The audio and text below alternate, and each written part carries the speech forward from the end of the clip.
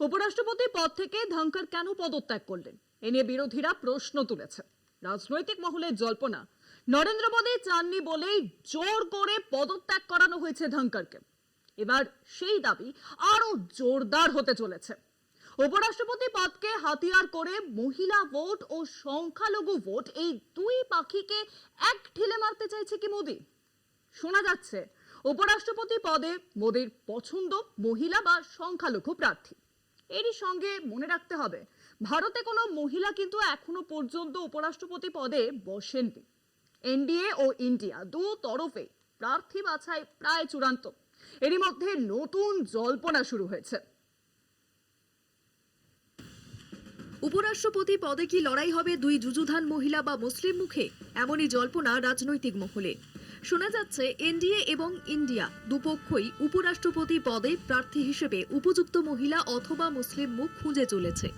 ভারতে মহিলা উপরাষ্ট্রপতি এখনো হয়নি।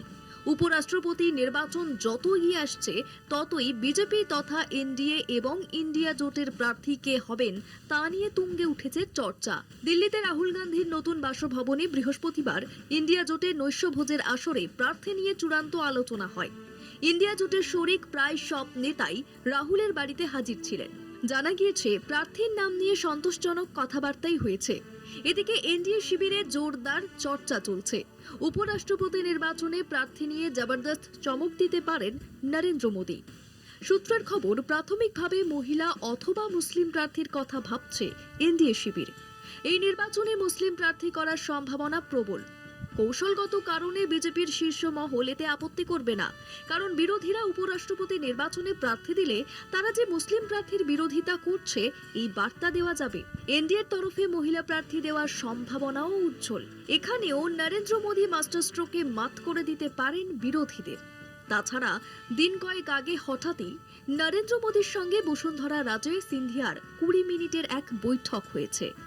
জল্পনা বৃদ্ধির পেছনে এটাও অন্যতম কারণ।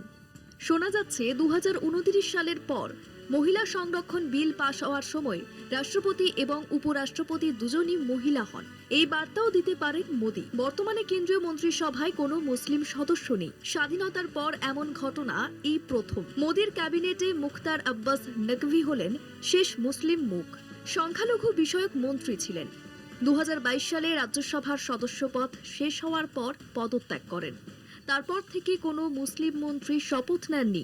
এজন্য বিজেপিকে সবসময় সমালোচনার মুখে পড়তে হচ্ছে। এবার উপরাষ্ট্রপতি পদে কোনো মুসলিম প্রার্থীকে চূড়ান্ত করলে সেই সমালোচনার হাত থেকে রেহাই পাবে বিজেপি।